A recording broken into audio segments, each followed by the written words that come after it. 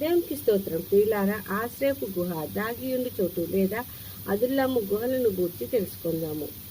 మంచి మనసుతోనూ ఆలోచనతోనూ మన తోటి వారి కష్టములలో పాలు పంచుకొని వారి ఆపదలలో తోడును ఆశ్రయమును ఆదరణను ఇచ్చి రక్షించిన వారిపైనే కక్షలను సాధింపులను చేస్తూ సహాయపడిన వారిని ఒంటరి వారిగా చేయగా ఒంటరితనంతోనూ నిస్సహాయస్థితిలో బాధను ఎవరికి చెప్పుకోలేని పరిస్థితులను మరణముకు అప్పగించినంతగా వారు వేరుపరచబడినప్పుడు కృంగిపోయి దిగజారిపోయి చీకట్లోనికి వెళుతున్న వారిని ఆశ్రయదుర్గమైన ప్రభువు వైపు చూసి వెలుగులో జీవిస్తూ వెలుతురును కలిగి ఆ వెలుగును ఇతరులకు పంచేవారిగా ఉంటూ వారిని కూడా వెలుతురును నడిపించేవారిగా ఉండుటకై ప్రభు పరిశుద్ధ గ్రంథంలోని దావీదు మహారాజు జీవితంలోని ఒక సంఘటన ద్వారా మనల్ని బలపరుస్తున్నాడు మన ప్రభువు.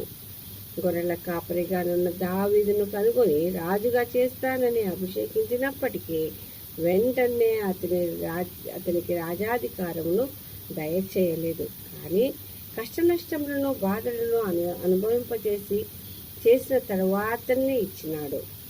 సౌలు రాజుగానున్నప్పుడు ఫిలిస్తీన్లతో యుద్ధమును చేయుచుండగా వారిని ఎదిరించలేని పరిస్థితుల్లో చిన్నవారైనప్పటికీ గొలియాతును ఓడించి గెలిచినందుకు స్త్రీలు సంతోషంతో సౌలు 1000 కొలదియు దావీదు 10,000 కొలదియు హతము చేసిన నీ గానములను ఆలపించగా చేసిన మేలును మరచి దావీదుపై కక్ష కట్టి ఈర్ష్యతో దావీదును చంపవలనని తరుముచుండగా పారిపోయి అదుల్లాము గుహలో తనను రక్షించుకొనుటకై చుట్టూ శత్రువులతో చుట్టుకొని చీకటితో నిండియున్న గుహలో ఒంటరితనముతో భీతితో బాధల్లో నున్న అప్పుడు రెఫ్యూజ్ ఆశ్రయము అనే గ్రీకులోను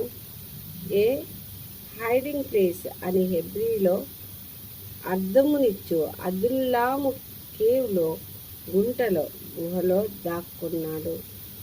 ఇది ఒక్కరే పోగున్నంత చిన్నదిగా ద్వారమును కలిగి లోపల అడ్డముగా ఒక పెద్ద రాయిని కలిగి లోపలికి వెళ్ళగా దాదాపు 1000 మంది పట్టున్నంత విశాల స్థలమును కలిగి ప్రక్కనే సెలయేరు పారుచుండగా చల్లగా ఆహ్లాదకరమైన పరిస్థితిలో బహు వినయముతో యెహోవా సన్నిధిలో బతిమాలుకుంటూ ప్రార్థించాడు.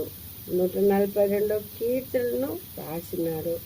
వెంటనే తన సహోదరులను తన తండ్రి ఇంటి వారందరూ వారితో పాటు ఇబ్బంది గలవారును అప్పు చేసిన వారును అసమాధానముగానున్న వారందరూ సౌలు రాజు వద్దకు వెళ్ళక రాజు కాని ఏమి లేని దావీదు వద్దకు వచ్చినారు. తప్పక ఆదరింపబడతామన్న ఆశతో నిరీక్షణతో ధైర్యంతో దావీదు తట్టు ఆకర్షింపబడ్డారు. ఆలస్యం చేయక అతని పరిస్థితి గమనించక ఆశ్రయించినారు. అయితే ప్రియులారా, దావీదు మహారాజు మన ప్రభువుకు సాదృశ్యంగా నున్నాడు. ప్రతి ఒక్కరము పాపంలో జీవిస్తూ ఆయన మాటను వినక లోపడకపోవటచే మొదటిగా యెహోవాయే శత్రువు అయినాడు. తండ్రికి మనకు ఎడబాటును కలిగించుకొని బాధలతోనూ ఇబ్బందులను కలిగిన వారుగాను దోషమును బట్టి మనల్ని మనము సైతానుకు మన పితరులు ఏదైనా తోటలో అమ్ముకొని అప్పు తీసుకున్న వారమైనాము. హృదయంలోని పాపము వలన నెమ్మది లేని దుష్టులుగా మారినాము. ఈ విధముగా చీకటితో నిండిన ఈ లోకంలో నుండి మన పాప భారము నుండి ఎవరిని తప్పించలేరని తీర్చలేని పాప రుణముల నుండి రక్షించుటకై ఎవరు లేరని తానే స్వయంగా దాసుడుగా లోకమనే చీకటి గుహలోకి వచ్చి మన పాప రుణములకై ప్రాణమును పెట్టి తన పరిశుద్ధ రక్తంతో మన రుణపత్రమును సిలువలో కొట్టివేసినాడు ప్రభువు. అయితే అలాగే తప్పక దావీదు కూడా రాజైతాడని, తమను ఆదరిస్తాడని వారందరూ ఆయన్ను ఆశ్రయించినారు, అధిపతిగా చేసుకున్నారు.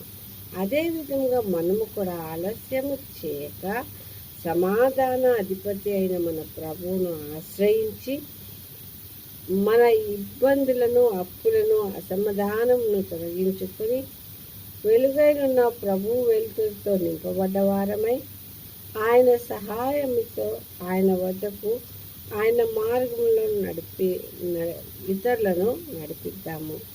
దానికై పరిశుద్ధాత్మ తోడును సహాయాన్ని కోరుదాము, ప్రార్థిద్దాము. దేవుడి కొద్ది వాక్యమును దీవించును గాక.